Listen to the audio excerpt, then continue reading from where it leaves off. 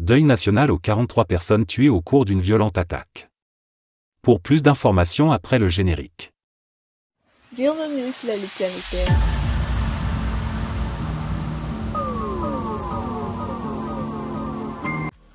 Mais tout d'abord, avant de commencer, n'oubliez pas de vous abonner et activer la cloche de notification, car cela vous permettra de ne plus manquer les prochaines vidéos. Let's go!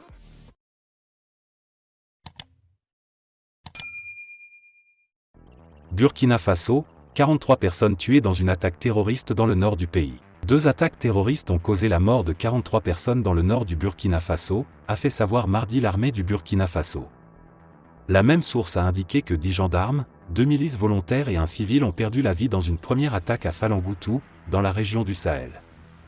Il a également été précisé que 5 gendarmes et 10 milices ont été blessés lors de cette attaque. Par ailleurs, une seconde attaque survenue dans les régions du centre-est et des Cascades a fait 15 morts. L'armée, au cours d'une opération de riposte, a neutralisé au moins 15 terroristes. Depuis 2015, les groupes terroristes liés à Al-Qaïda et Daesh au Mali, pays voisins, ont mené de nombreuses attaques dans le nord et l'est du Burkina Faso.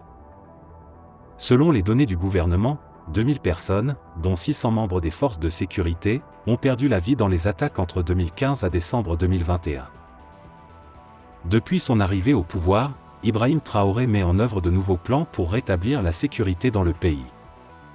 Pour Bako H.Z. Leslie, auteur de cette opinion, depuis son arrivée au pouvoir, Ibrahim Traoré met en œuvre des plans pour rétablir la sécurité dans le pays. Le 30 septembre dernier, le Burkina Faso a connu un deuxième coup d'État militaire en un an, alors que le lieutenant-colonel, le président Paul-Henri Damiba, qui a dirigé le coup d'État de janvier, a été renversé, et le capitaine Ibrahim Traoré a pris ses fonctions en tant que chef de la transition au pays.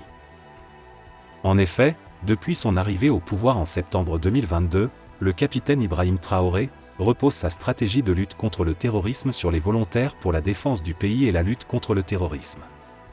En novembre, 50 000 personnes ont été recrutées.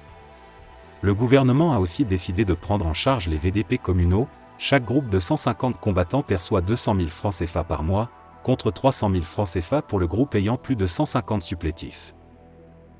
En outre, un fonds de soutien patriotique d'un montant de près de 100 milliards francs CFA a été mis en place pour financer les VDP et leurs équipements, et depuis le 25 janvier 2023, plus de 370 millions francs CFA ont été récoltés.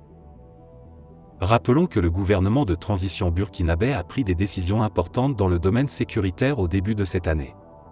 À cet égard, le lundi 23 janvier, le Burkina Faso a officiellement demandé le retrait des forces françaises de son territoire dans un délai d'1 mois et une suspension totale de l'accord du 17 décembre 2018 relative au statut des forces armées françaises au Burkina Faso, à travers un communiqué officiel des autorités de Ouagadougou.